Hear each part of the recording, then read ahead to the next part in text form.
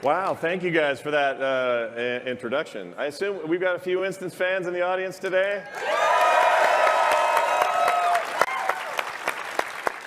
So Scott is really nervous, so if you could laugh at everything he said, it would be great. Make sure to do that.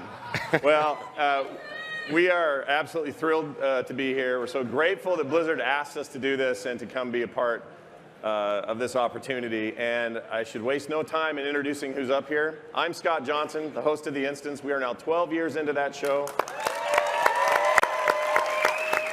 Thank you. And I have some of us up here with us. Some of us couldn't be here. So a quick shout out to the following people who are not on that stage but probably should be. Terpster, who's in England. Dills, who's back home in Texas. Randy Jordan, who's working the floor over there someplace. Andrew Koniecki, all those guys, you deserve to be up here with us. But instead, let me introduce who's with us today. So again, I'm Scott, sitting right here. It's my good friend, his scarves, Patrick from France, my co-host. Give him a big welcome. Next to him, we have a pinch hitter who I could not have been happier to have say yes to this opportunity. You guys know the CTR Guild, you know the CTR Party, you know the CTR community. In fact, many of us are part of that same community. Welcome Pat Crane to the stage.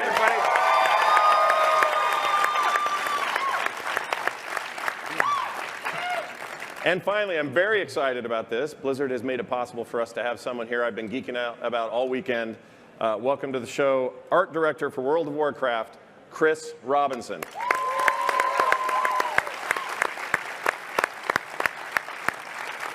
Thank you for being here. Hey, man, thank you so much. I'm super honored to be here. This is awesome. It's great. I tried really hard the last couple of days to not have just questions about drawing things. But that's what they've all been about. So it's all. We kind of got them all out, too, in the back. We talked for like an hour, and so we're done talking about it. There you go. But he's definitely got a hand on just about everything that happens in World of Warcraft. And boy, did a lot of things happen with World of Warcraft tomorrow. Or yesterday. Or tomorrow. And tomorrow, every day. Yeah. I'm a Time Lord. I'm admitting it now on stage in front of everybody. And hello to everybody at home. I know we have a lot of people watching there as well. We'll get started by trying to break apart a little bit what happened yesterday. And specifically, I think we would be remiss if we didn't begin discussing that cinematic. Oh, so good. So good. I don't know if did any of you guys see it. It was pretty good. I couldn't see it. I was crying so much. I was just like, oh, this is so good. Yeah. So good. And I couldn't help but think, I mean, even though you guys see a lot of things internally and you guys get to see different versions before the final, from animatics all the way up to finished product, I still see Twitter and other places where Blizzard people are freaking out. Yeah. You still feel the feeling, right? Oh, man, yeah. I mean, that team is, so we're development and cinematics works really closely with us. But we see it, throughout that whole process. And I was in love with it 10 versions ago, right? Before like all the surfacing and all the polish got on it. And so now, we see it right before we come here and it's like blows our minds. But to see it here in this element on the big screen and to see people react to it is, yeah, I mean, you think you were crying. My eyes were sweating like crazy. So now, were you watching the audience during the cinematic, just trying to gauge the reaction, and not watching the cinematic at all? Because you've probably seen it a bunch, right? Both, right? Like watching the cinematic, but it's more. Then you're just watching everybody's like wet eyes, and the mad cry faces and stuff like that. That's awesome. It's a feel thing, Like it's less watching and more just being in that. Like I love to be in the center of the crowd when that stuff happens and just feel the energy around you of the excitement of what people are thinking and feeling. And it's such like that cinematic specifically, like you have this super powerful Banshee Sylvanas in the beginning where so good. And like so good. All of the Horde people in the audience were losing their minds. And I have to admit, there's a few here. And I am an Alliance person. Yes. So I was like, I have to admit, Horde. I was like, they were after that thing. I was like, seeing her go full Banshee and like the Sour Fang taking the Horde banner and going like, oh, and I was like, yes, for the, I mean, yeah, it was okay. It was fine. And I was hoping for that, you know, the equivalent in the Alliance, on the Alliance side. I was like, what can they do that is going to be as impactful? And when Anduin shows up, and like he really is Manduin. Yeah, he's really like, he actually became a full-grown hero general, and you see on his face like he wants to do the thing, but he doesn't want to go at war because that's not who he is, but he has to because and like his face. How much time did you spend like on each twitchy part of each, like it seems like it would take a full lifetime to do that. Yeah, well, so I mean, that's, you know, there's an incredibly talented team of people who are dedicated to doing that. You know, we see it throughout the process, and the fun part for us is the conversations that we have about the intricacies of expression, right? Like, and you got to think about, like, Anduin's in this amazing point in his life, and he grew up for us through that process. Like, we didn't go into it knowing exactly how he was going to turn out when you saw him in the final cinematic. We had all these conversations about, like, how old is he now? And, you know, using reference from real world scenarios and other things that we see, like kind of coming up with like our ideal version of where he's at. He's, you know, his dad just died, man. He's grieving the loss of his father. He's becoming a man, but he doesn't even have time to do that. He has to be a king now, right? Like, so he didn't have time to go through the process of like getting into like taking those shoes on. He's just he looks like a baby, like he's old. Well, you look old in the mirror, so we can't count that. But here's the thing I noticed about Anduin and his face. I mean, first of all, I've never been a big Anduin fan, but the cinematic made me a huge Anduin fan, and I think it's for this reason. They captured artistically, stylistically, and realistically the expressions one would make when one has to step up at a moment of real importance. Yeah. Like, I think we can all relate to this feeling of, it's my time now. I'm not really totally ready for this. I'm half crying, I'm half overwhelmed, but I'm with myself enough to know that this sword, my father's sword, is not going to be enough. It's not going to win this war. Shunk, and he has to call on the light. He has to be a priest. Right. He has to do the thing he knows the best that makes him so cheap in Hearthstone. He has to do that. And that is not easy. We're not talking about a movie. We're talking about an animated, handcrafted piece of work. And that's incredible to me that those emotions were conveyed so well. Well, you're capturing the moment that he realizes that he has to follow his own path, right? And I think what's cool about watching WoW grow as a game and a community has been those moments where we've started to go away from these big bombastic explosive, you know, scenarios in our pre-renders, and we've come to the point now where it's all about, it's so character driven. And this one for me was not just with Anduin, but with Sylvanas, everyone like capturing like what's really going on in their head. I mean, Sylvanas is such a complex character, and you can't just have her going, you know, crazy while Anduin's kind of having this very special moment. So, you know, those were the conversations that were most meaningful. Like, we'd watch it over and over and over again and just be like, what's going on in his head, and are we really capturing that moment how we should be? It's really something. I mean, for me to explain that cinematic to somebody who isn't us, it's kind of hard. My mom would watch that and go, so the blue lady did a thing, and for some reason the kid can make gnomes. Like, she wouldn't know this from any other sort of fantasy. But what it felt like was a love letter to us as players. They know we love these characters. They know how invested we are in these characters. And it just felt like, I mean, I've loved every cinematic. It was a nice reminder during the classic servers announcement to see the old cinematic and go, oh, that still holds up. Yeah. But to see also how far it's come and where we're at now. I mean, we all ask this every year, why aren't they making movies and TV shows? And I'll keep asking it, and they'll probably never do it. But it's so good. It's so good. So, yeah, congrats to that team, to you guys. Yeah, they're amazing, man. Leadership. Thank you.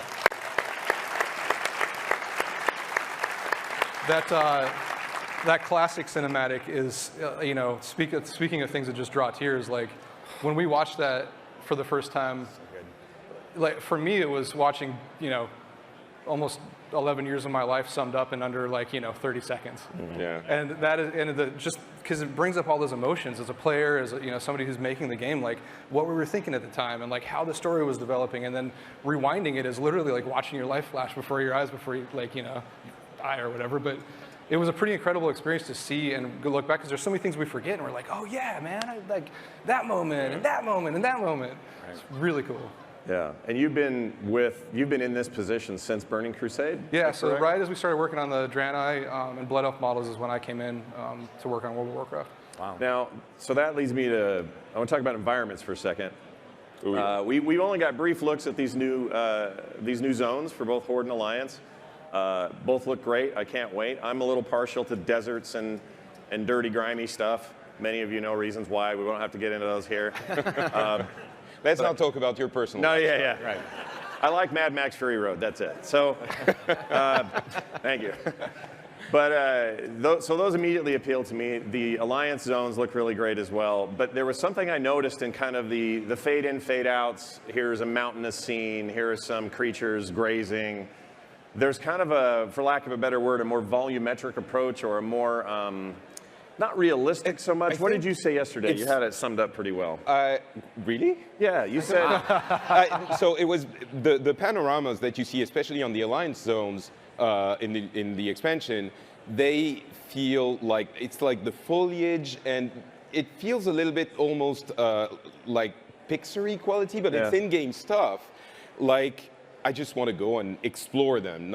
It feels like you've passed something like the ones from the previous expansion were really good, but now there's no polygons. It feels like you can go from concept art to in-game art much more fluidly. I don't know if that's true. Yeah, I know. Like you can get what you were imagining. What was there? It does feel like something got leaped over. Are we just seeing the best possible camera angle, or is there a jump?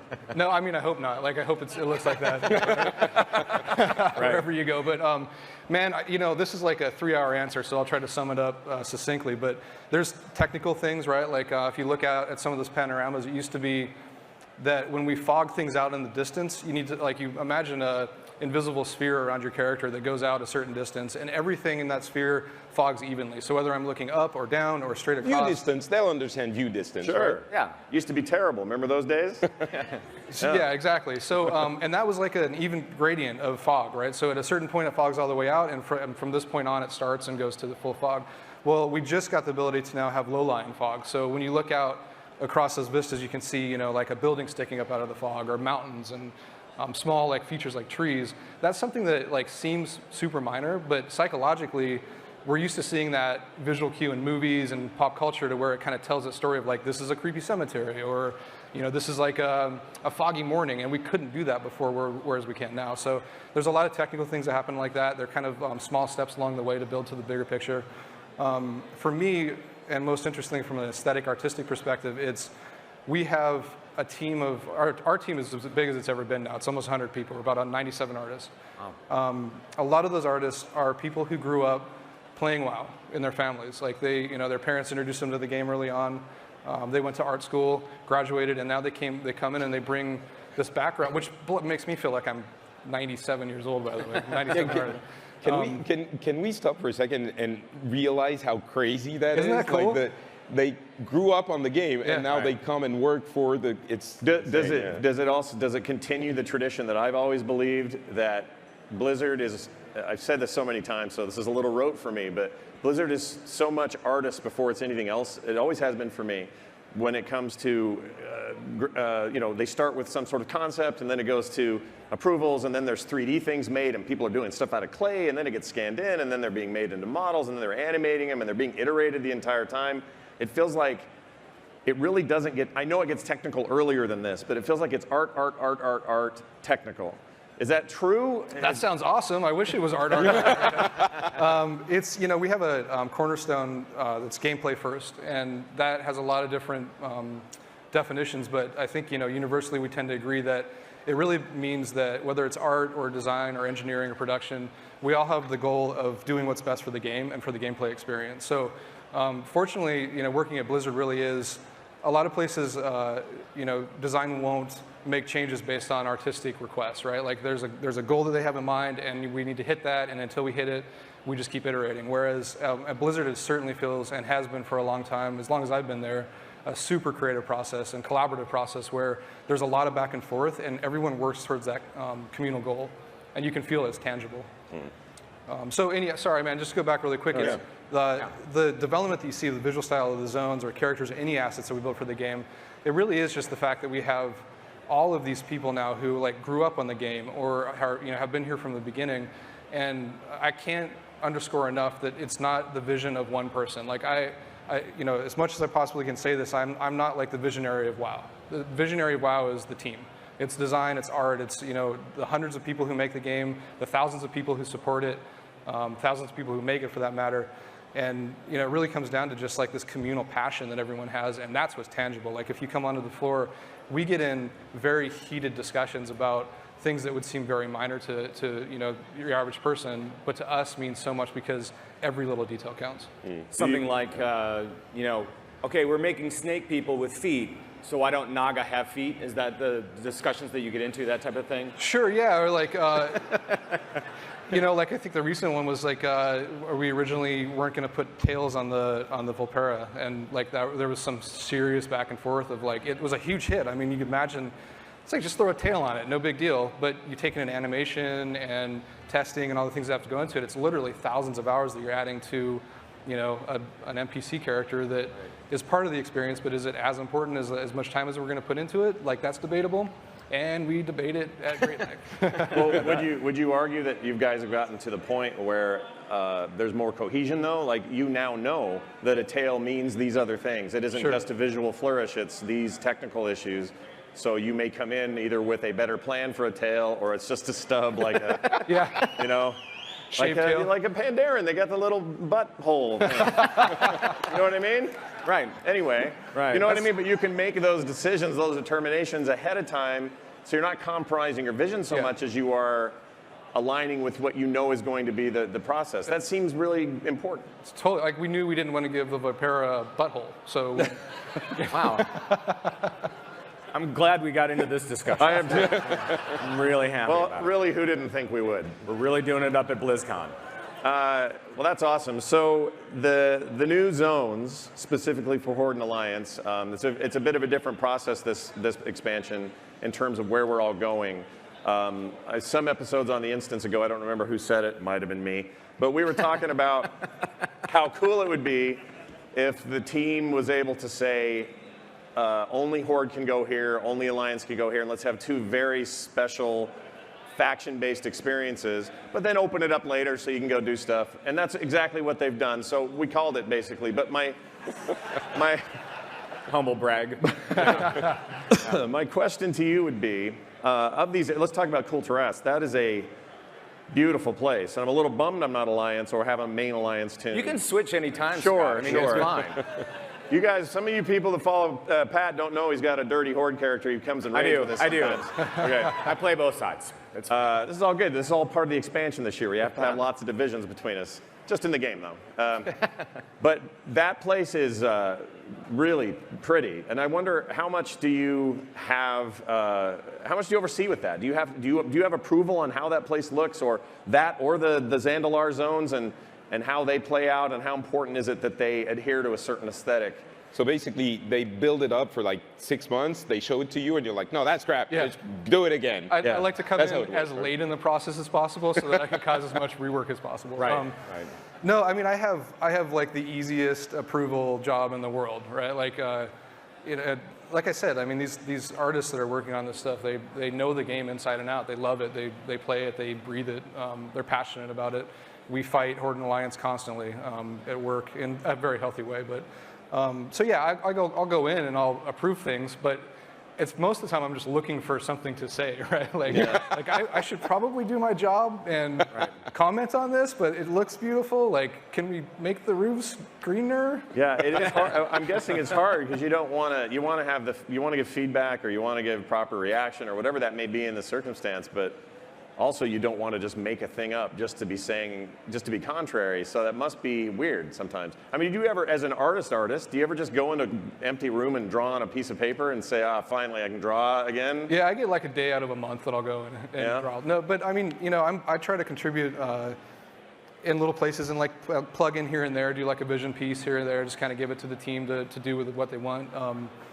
But you know, the cool thing about the WoW art team as well is that like everyone kind of has a speciality. Like there are, you know, dungeon artists or character artists or animators, and it's super low ego. So for me, I just have this team of 97 amazing human beings who I can learn from every day. And when I interact with them, it's more on the level of like, wow, how did you paint that? Like that texture looks totally like in line with WoW, and it works. But you've brought in, you know, a new aesthetic, a new way of like adding tertiary color or, you know, more color depth that we haven't really seen before.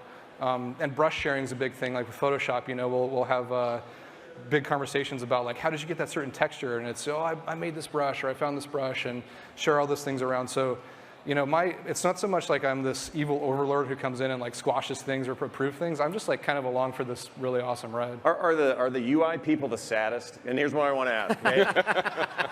Not that they do amazing work, but this is the problem. They make these beautiful accented dragon corners on the default UI, or they build awesome frame containers for rating, and they do all these nifty UI elements, and they've gotten better and better every year. But then some bozo out in the community makes a mod and just covers all that up. That just seems like a bummer. Yeah. And that's the show, everybody. All right, that's. I'm really glad I asked that You one. pretty much summed it up. That has been in my head for years. About every time I load them on, I go, oh, how's that guy feel for? Well, specifically to these zones and their themes. Where's the inspiration coming from for the Horde side of stuff? Obviously, it's very troll-driven and very sort of Incan Mayan tradition. Anything else there you can tell us about why that feels so lush and lived in? So, you know, interestingly, we've had a shift in the way that we approach zone creation. And if you remember, even not too long ago, 2 or 3 expansions ago, you'd be flying over like a mountain, and there'd be a very abrupt color change in the textures. You know, like one area is very orange rock, and the next is like very gray or blue. And that's bothered us. I mean, that's bothered me since day one, and it's been something we continually talk about. Like, how do we have very visually distinct zones without making it feel awkward when you transfer from one to the other?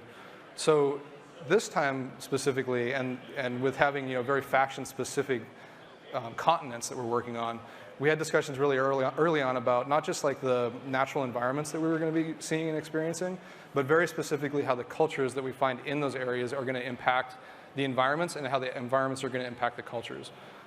So, you know, if you look at Zandalar and the city of Zuldazar and the trolls, there are some environments that just naturally and kind of inherently fit really well with that kit, with that culture kit. And we've seen a lot of that, right? We've seen a lot of troll ruins in the game, and this was our opportunity to really go, okay, well, let's not just rework what we've done, let's reverse engineer that and take hits from the things that we know to be troll and the architecture that we know to be troll. But this is our opportunity to really show that empire at its height, right? Like with dinosaurs, which always makes everything, you know. Dinosaurs do make everything better, obviously. So Yeah, I mean, we all saw that big, tall, walking one, and all we could say was, I don't know how much gold that's going to cost, but I just bought that thing in Pandaria. I don't think I have the money, but I want it real You bad. knew you shouldn't have. I know I want it. Right. Oh, go ahead. How deep do you go into that reverse engineering? Like, do you imagine the lives of the denizens and like, yeah. that's Bob, his wife works at the thing, and like, Yeah, but you know Bob the Troll, right? Bob the Troll, of course, yeah. Yeah, totally, man. Like, that's the cool part. You know, we sit and we have a lot of discussions about why did this empire fall apart the way that it did? Like, why has it been aged the way that it has? And like, what is the significance of some of the markings that we've seen on ruins around these areas? How does it relate to every troll culture? And how does that relate to the one that we're experiencing now? Those are great. I mean, we jam on that stuff for hours just to make sure that we're covering our asses primarily, but like... That must be so hard to coordinate across like all the teams and I imagine it's different teams that work on the Horde and Alliance zones, or like, and then you have the gameplay people, and like, how do you even make all of this work together? I guess that's a different question, but. So the team makes, like, there's no specific Horde or Alliance team. Otherwise, I think we'd have people actively attacking each other at work. That'd be great. Some zones would get done and others wouldn't. But no, everybody, there's an environment team, and they make all the environments. So they'll share and move back and forth from one to another, work with each other, share assets. It's really just kind of, to speak to what we were talking about earlier, we take a look at the story that we want to tell, and we talk about like biomes, right? We really know we want to do a jungle biome. We know we want to do a desert. We know we want to do a swamp or whatever it might be. And then the intricacy of the conversation, or the really important part is, how do we translate the information of the culture kit in every one of those biomes in a way that makes it fresh and new, but it feels like a cohesive experience? So this Blast expansion had a feature to it that seemed like a lot of work, and that was artifact weapons and their skins. And it wasn't just the initial batch, there were some that came later. I think people like that, right? You're really into the skins and unlocking them. It's a good system. But it did feel like that was a lot of work for a lot of artists to sort of work on. This one's got basically one new artifact, quote unquote artifact, the neck piece, and there's less to worry about there. I got the overall impression yesterday that was probably amplified by the fact that we had a full-blown cinematic that we usually don't get for another 6 months, that you guys are like ahead of schedule. Now this may be way inside baseball, but are you guys, it feels to me like you guys are on a brand new production, awesome track, and that you're way ahead, and for all we know, the next expansion's already well underway. It's inside stuff, so you don't have to answer all that, but he has to answer that. He has to answer that, please. Specific even to your team and to those who work with you, it does feel like you guys are way out there, like way ahead. So we were backstage, and I'm like, are you guys going to ask me like hard questions? They're like, no, we'll just ask about art stuff. And now he jumps me when we're on stage, and I can't run away. Of course. There he goes. I think we're on schedule, I hope. As the team grows, we grow our production team. We have an amazing group of producers who, they're the ones that need to be flexible when we come to them and say, hey, we've spent 6 months on something, and we feel like it just doesn't fit right now. And we're going to save it for a future experience, for instance, or maybe not, but we really need to shift tracks and start on something new now. And their job is to then take all of these cats that are running in every different direction and reherd them to work with what we want to do. So I would attribute that to, super fun. I do not know how they do their job, but it's impressive. And it really, to their credit, I feel like we were able to come to BlizzCon this year with a very good foot forward. Like it didn't feel like, oh, we're not ready yet. I don't want to show that. There's gray assets. It really was polished to a level where I was very proud of what we had to show. Yeah. Well, and it seems like with Legion, everybody knows that the content came out really, really specific. I mean, it was you guys were on a tight schedule with everything, and I'm kind of curious, what did you guys learn along the way? And more importantly, can we expect that same kind of thing, maybe not the same timing, but that same kind of thing as we move into the next expansion? Yeah, I would expect we're learning from that, right? So yeah. Pretty happy with the cadence, and certainly we're going to take notes from what we feel like went well and what didn't go well and adjust to that. But I think it's probably going to be similar, right? Mm-hmm. I hope so. Yeah, I'm asking you. I don't know. I would love that. That would be awesome. If everything's like Legion moving forward in terms of, you use the word cadence, it's a good word for that rhythm of content release, what kind of stuff it is, the level of story we got, the crossover story we're getting now, that could be expansions forever, and I'd be happy. It'd be great. It'd be great. Well, that's the plan, I think. I think that's the plan, forever, yeah. I mean, has that put a lot of stress on I'm guessing that puts a lot of stress on your team, just having that kind of timeline.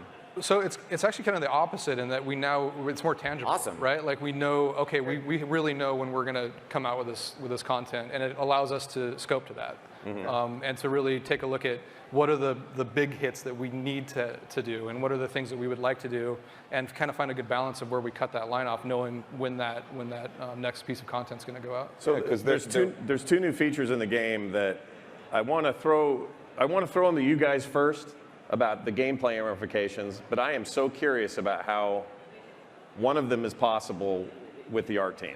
So it's not a hard one, I promise. But we have Warfronts and Island Expeditions coming to the game. Specifically, Island Expeditions sound great. They're basically what feel like to me the ultimate evolution Sorry, Abathur fans. I didn't mean to say it that way. An evolution, let's say, of the scenarios that we started with in Pandaria, and those have seen some changes over time. Got a lot of them in the beginning, not so much in Warlords, and a little bit of things here and there in Legion. But these feel like a more dynamic form of that. You and your 2 friends, you go in, you do a bunch of rad stuff, and to top it off, there's a little Diablo thrown in there. There's some randomization. So next time you go to that island, it A, may not be in the same place it was before, and C, it's full of weird stuff that wasn't there before, as they explained on the stage yesterday, which is super fascinating. It sounds like a really fun gameplay mechanic. So I'm really excited about it. I'm curious what you think that's going to do to the game. You know, there's a tendency for some players to go, oh, sounds like another gimmicky thing, or, you know, we'll do that once and never want to do it again. I'm convinced it's where I'm going to spend 90% of my time getting Azerite, but I'm curious what you guys think, and then I want to talk about the art of those islands. I think the expeditions are, well, they're either going to be awesome or they're not going to work out, and I suspect Blizzard wouldn't put them out if they weren't going to work out, because they seem like an essential part of, it's one of the big features of the new expansion.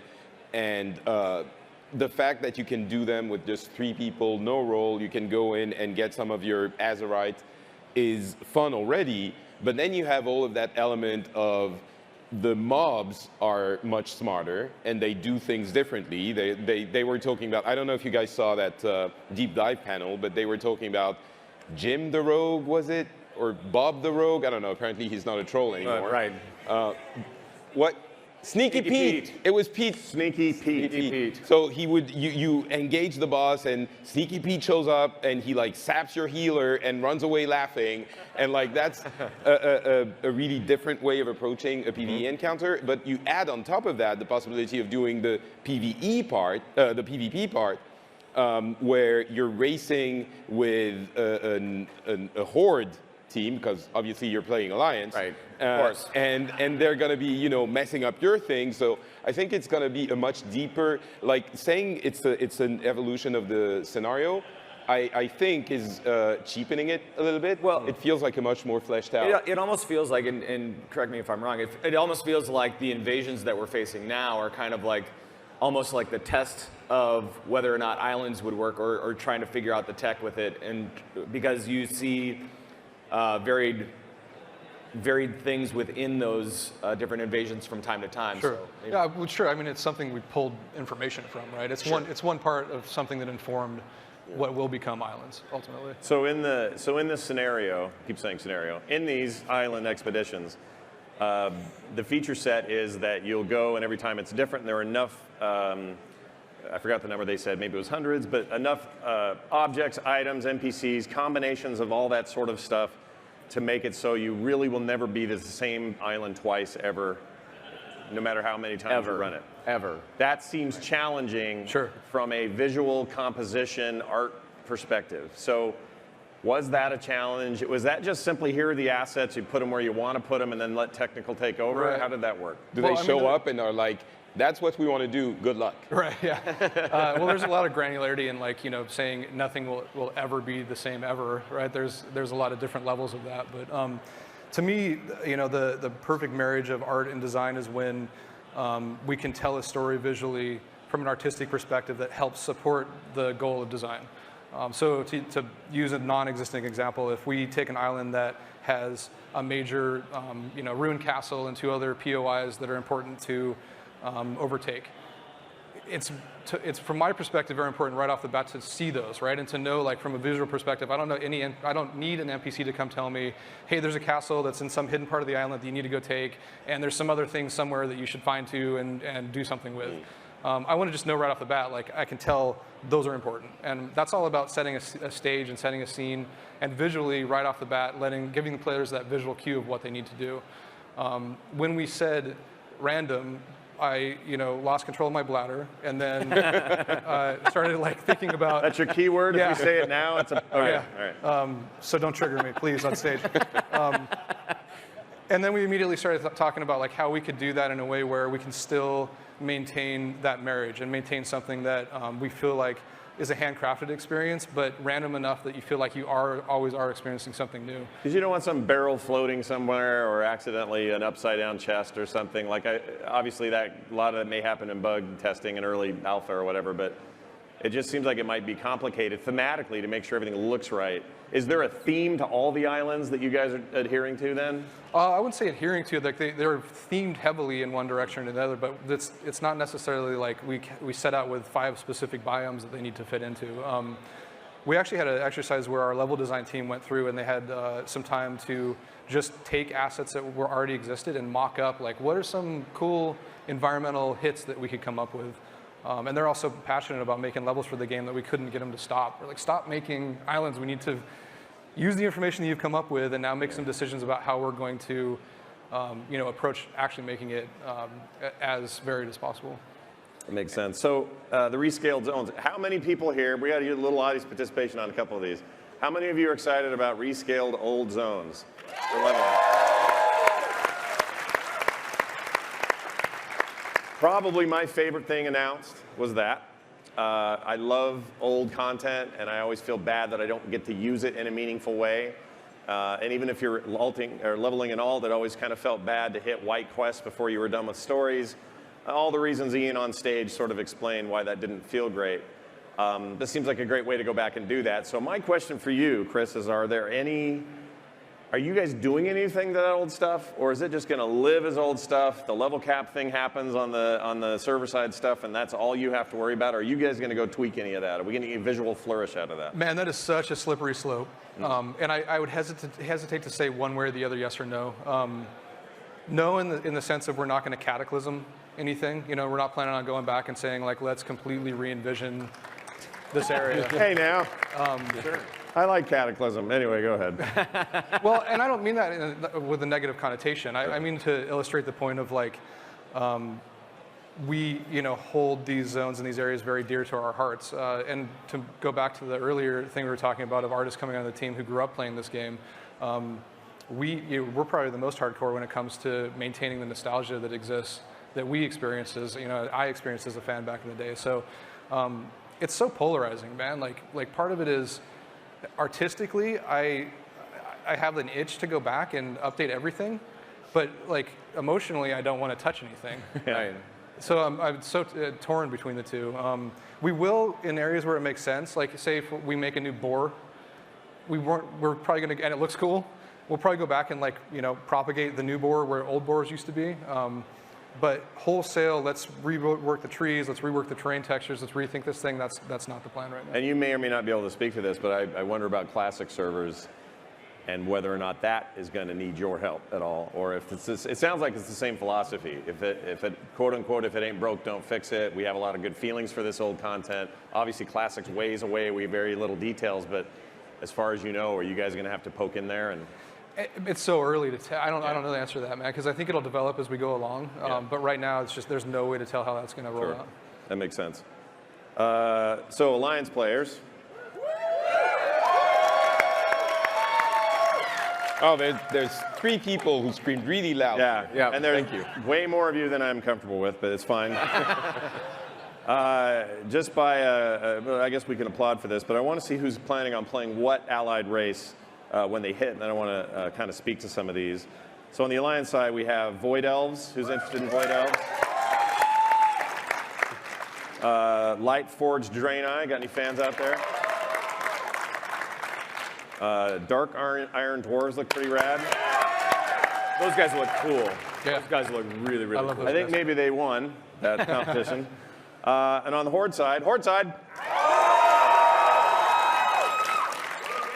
we're thinking about you, Greg Street, Horde side. Anyway, over there we've got Nightborn, me. High Mountain Tauren. All right. Very nice. And the Zandalari Trolls. Interesting. Joss is really excited. Yeah. I sat next to her in way, that panel. She was freaking out the entire time. What's the deal with, I mean, Nightborns, I understand there's stuff like they're hinting about like they're aligning with the Horde, but I worked my ass off to save those little, like, what the hell, man? It feels... No, I know why. Here's why. Alliance, as much as I give you a hard time, you have the best elves now. Blood elves are terrible. Let's He just really admit it. doesn't like the blood elves. Like, Some of us, it's the only choice we have. I had to make a demon hunter. I understand.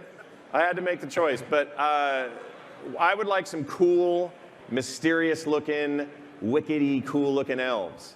well, get ready to keep saying, like, when you play your Nightborn, you're going to be like, an illusion? Yeah. What are you hiding? Like, all the time. I'm hoping that won't carry over, but I changed. You know, my orc became that every time I was in Suramar, and every time I was in Suramar, I went, you know, I could get used to this. I like how these guys look and animate and feel. So, yeah, I'm stoked about that stuff. I think these all sound great, and they're going to be something there for everybody. And they said they have more planned in the future, so we got a lot to be excited about there.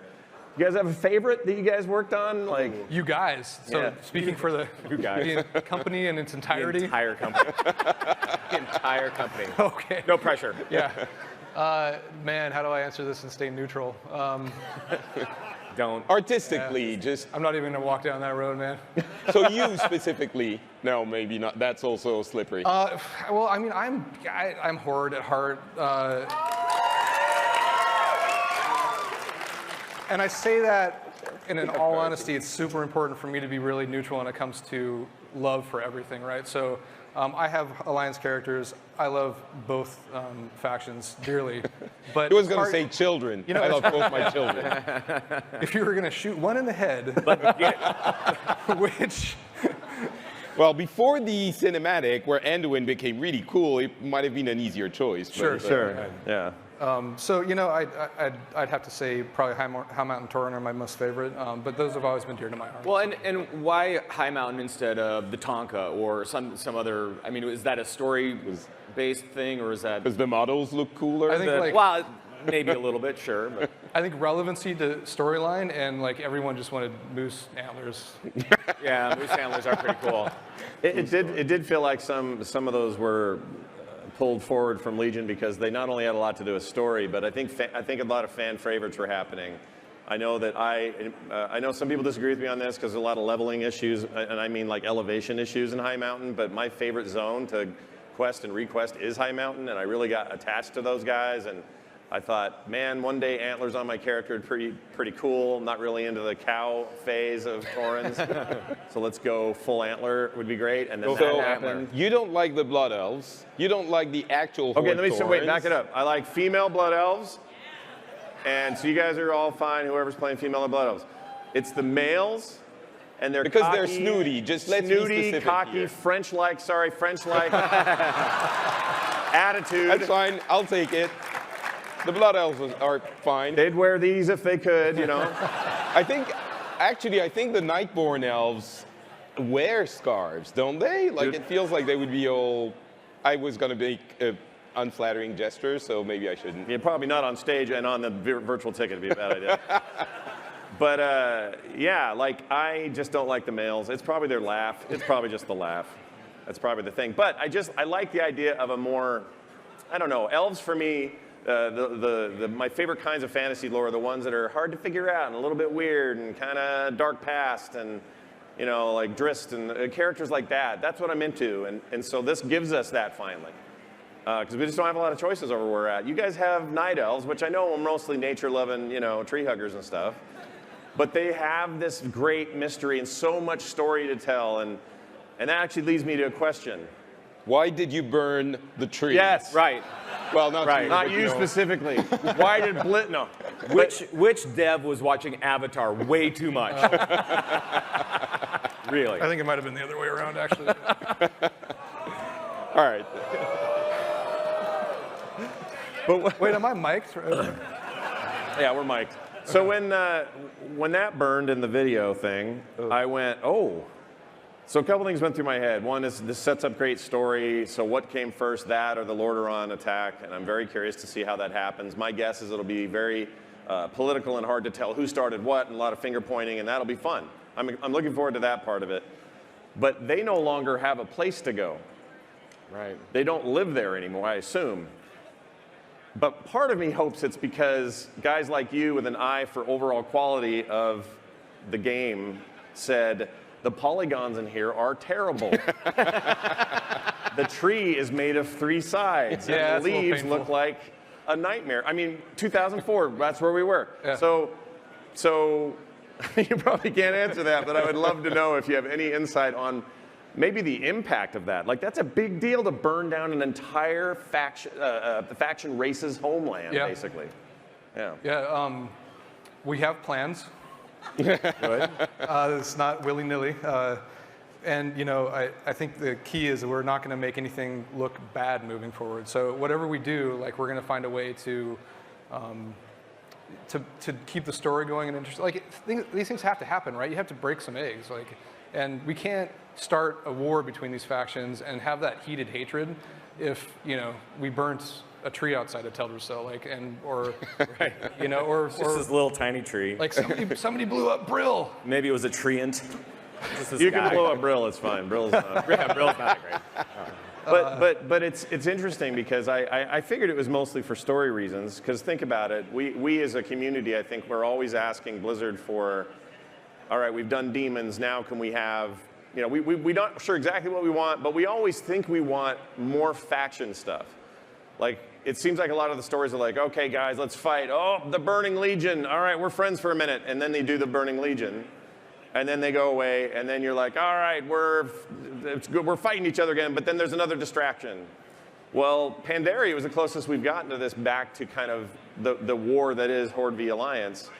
But then it became about Azeroth Hitler, and then we all had to fight him together, right?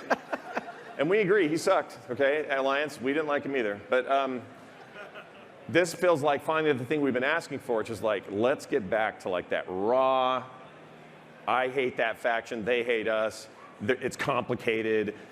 Some of the characters are sympathetic to other ones on the other side, but Jane is still pissed. What? She's not as pissed. It seems she's calmed down a little bit. She's resolved now. Yeah, a little bit. So what happened is Jaina got bombed, and I understand it's a rough day for Jaina and Theramore, I get it. A rough day? A rough day. A couple of days. All right. A couple of days. I got it. It was a poor few minutes. But then her only clickable state in the game right now is she's mad. So if you're Khadgar, shit wizard Khadgar, sorry.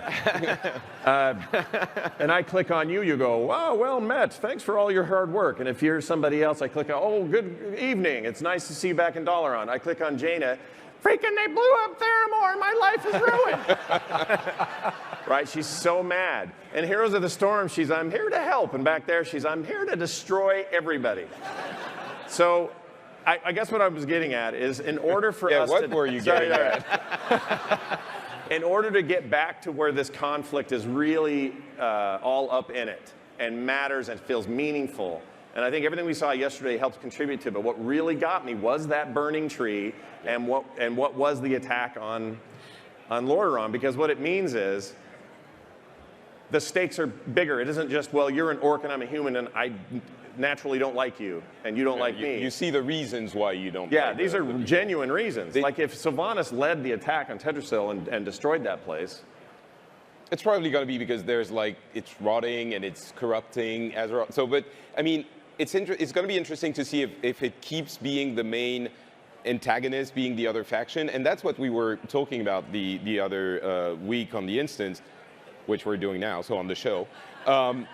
It's, do they take this core tenet of the expansion and bring it to the end, like all of the patches? Because in the beginning of Pandaria, it was also, oh, we hate each other, and then it was like, we all have to come together to fight something. So I'm wondering if it's going to be the same thing here, where over the patches we're going to unite to fight something else, or if they're actually going to be doing like different experiences through the raids and different like end bosses and stuff like that. So that's going to be interesting to see. But I told myself I wasn't going to do this to ruin the... Don't take off your pants, Scott. No.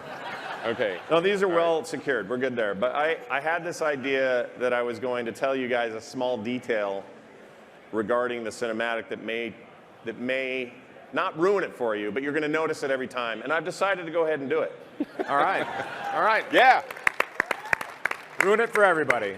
When Anduin's looking up at the sky and he's calling down the light and he's going full priest mode. This is only in my second viewing, so it wasn't ruined the first time. Not ruined, but you know what I mean. It looks like Brad Pitt saying what's in the box. Just next time you see Was there any inspiration from that? That's all we watched. We were all watching Right. 7. Right. Well, all right, let's touch on that for a second. There's a very, the Lordaeron attack feels very, how do I put this, like darker fantasy than normal, than is normal for the game and some of the cinematics. I'd argue the Warlords trailer was also very, there was some darkness. It's gritty in a different way, right? Yeah. Different kind of darkness. Yeah. But you were saying something cool backstage, actually kind of about that. That's when we got our new models, and you were talking about, well, the approach might be a little different with the cinematic to be consistent with the actual expansion. Go into that a little bit about the models, and then I'll ask my other question. Right. So we were talking about the disparity that exists between the pre-rendered cinematic and the style of the game, which is a constant conversation topic for myself and the cinematic directors. So if you look back, and what we were talking about is specific to Mists of Pandaria, that was the time where we probably pulled those two visual styles as close together as we've ever have before, like the style of the orc and the style of the human, very specifically the structure that exists of them and not necessarily the rendering. And what's fun about that and how it was relevant to what you're saying is every expansion is unique, and at the beginning of every expansion we sit down and we have that conversation of how far do we want to push the theme and the style of the cinematic to help drive and inform the content that's in the game, and vice versa. So this time around it felt, it needs to be gritty. It needs to be meaningful. I mean, we just watched Varian die, right? And this is the first time that we're seeing Anduin really come, like we talked about previously, into his own and follow his own path. And I think you can't just wash past that. And what better way to do it than a pre-rendered cinematic where we can do things that we can't pull off in game? Like we're never going to have, I shouldn't say never, but it's very difficult for us to have a moment where with a low poly face we can pull off that type of emotion. So a vehicle like the cinematics is an excellent place for us to really have that level of storytelling and plant that emotional seed so that we can go into this expansion with that feeling. Do you so when you're working on things like coming together on a consensus for the Lordaeron fight, where do you reach for your own kinds of inspiration? Or in other words, when they're all sort of going through it and you're looking at it, there's got to be stuff you love in the back of your head that's informing what aesthetic you'd like to see. Or at this stage, you've been here long enough, is it just all previous WoW that's all, It's a combination of everything, right? But we have some really awesome conversations. And once again, my team doesn't handle the cinematics, so I can't, take credit for the amazing work that they do. They are generous enough to allow us to come in and have points of feedback. So we'll sit down and we'll review storyboards, and then we'll review animatics, and we kind of see it develop along the way. And what's really exciting and fun about that process is that we're not just flies on the wall.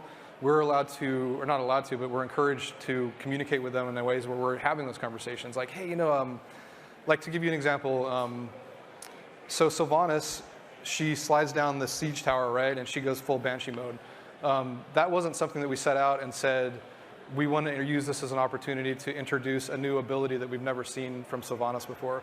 That was because of the process that took place when we saw the initial take on what she was doing, which was originally much more downplayed. So it was inspired by some scenes, a lot of scenes that we'd seen from other movies, some Lord of the Rings stuff, and just general kind of cool fantasy moments of an archer and how they act in combat. But ultimately what happened is we got to a point in the animatic where we all kind of universally were like, it's cool, and she's like taking people out, and like she feels cool, but she doesn't have that edge that makes it like, gives you that like, oh, what just happened kind of moment. And through that process is where we really started to go, well, is this an opportunity for us to introduce a new ability? And because of that, the room started talking about what would she do? Like, what would be her kind of uber attack? And that's what we ended up seeing. Well, she is the Banshee Queen after all. Yeah, Right. When she did that Banshee thing, did you all just lose your minds? Oh. I did. Lost my stuffing. And all my Heroes of the Storm friends are like, did you see her new ultimate? Did you see her new ultimate? I'm like, I don't think that's, I'll bet it's in Heroes, It's probably playable at the show floor. I'm like, all right. Good luck to you. And that For the Horde scream, I mean, it was, people were saying it topped Metzen. I mean, it was just like, oh my Which God. is hard to do. Right. And by the way, I have it on some authority that Chris is watching this right now, so we should just say hi to Chris. Everybody, a big clap for Chris. Hi, Chris. You know, I feel like when Chris retired, he did it a great time, incredible success with the projects he had just finished, and such a legacy of things. And he made a comment that he's left all of these things in incredible hands, and you're one of those guys. Oh, I hope I can be. I think you are. Do you miss, though, having his kind of Oracle status guy walking around saying, "This is how we're doing it," or what? Not that that's how he did it. I would love it if he was like, "Nah, he's a." You know, I would joke around if I could, man, but I have so much respect for Chris, and you know, he's one of the ones that brought me in and brought me under his wing and kind of showed me the ropes and helped me really grow into where I'm at today. And just to set the record straight, no one will ever top his For the Horde. As much as that was amazing, no one will ever top that. I know somebody that actually logged into the game to make sure that their Alliance character didn't automatically just switch. Yeah. Oh, is that true? Yeah, that's true. Well, that's awesome to hear that. I mean, it's funny you say that. I've heard countless employees say that he took them under their wing, and they're at all these levels. Like, you'll hear that story from Taryn Gregory. You'll hear that story from other creators, and he just that guy's had got that some way. big wings. Yeah, he's alive though. He's good. He's happy. Yeah. Beautiful young child, 2-year-old now, and all that. So yeah, we don't want to mourn his loss, but it bears mentioning Chris once in a while. These things. Well, he just planted the seeds, right? Like the seeds he planted are so amazing, and all the original guys, right? Like it's hard for us.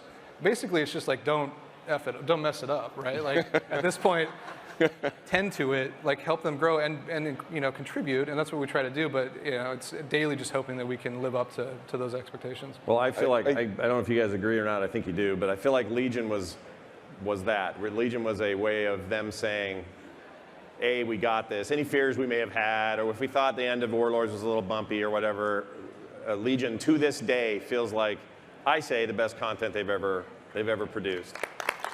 Absolutely.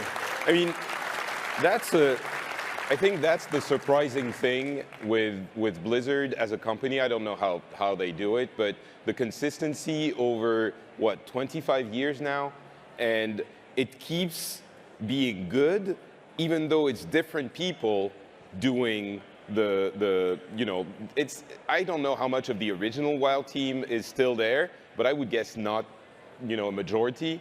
And it's still excellent, and the new games keep being, like, I don't know of any other company in anything, not just in gaming, that manages to keep that level of consistency over that long a time. Yeah. And I'm guessing it's because the seeds and the original base, the foundation, is so healthy, and so you know, around the orc, there's the Aura. No, the company. Shut up. Oh. The keywords for the company, like the motto. The motto. There you go. The English credo. is hard. Values. What is it? I'm just gonna let him. The credo. Credo. There you go. But yeah, anyway, so There's so many things around orcs. He had to get more specific. Anyway, Other orcs? Blizzard is cool, is what I'm trying to say. Would agree, right? Well, okay, so to speak to that, because I think that's an important point, is like people move on, right? And they leave legacy, and we care deeply about succession. And it isn't just drop the mic and walk out. It's, you know, bring somebody on, train them up, and show them the ropes so that they can treat these projects the way that they should be treated. One of the things that has allowed is like a greater diversity amongst our company, right? And that's huge for us because we realize that if we don't diversify, our games don't get better. And that's something that's continued to make our games better and better. As people have left, we brought in not just replacements, but people who have a very different worldview or a very different view of our games for that matter. And that's only helped to drive every aspect of the things that we do from a creative level to, you know, even an engineering level. It's just continues to grow and become better and better because it is absolutely something to watch from this angle. We're almost out of time. I knew this would go fast, and it bums me out a little bit that it went this fast. But before we do our goodbyes, Chris, I want to thank you so much. No, thank you guys, man. It's an honor. Thank you so It's an honor much. to be here.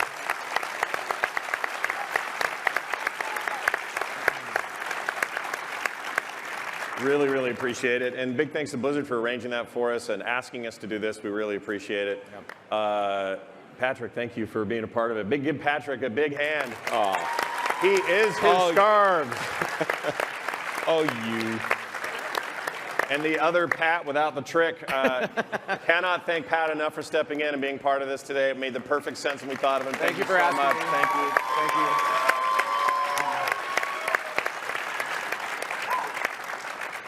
And I guess I just want to say thanks.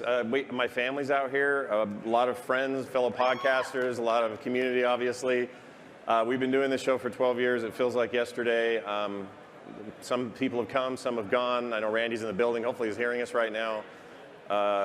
I cannot say enough about how much the community means to this show, and it feels like, in a very small way, this is a nice culmination of that goodwill. I hope you guys keep listening. I'm grateful we have games, and a game specifically that we can talk about forever.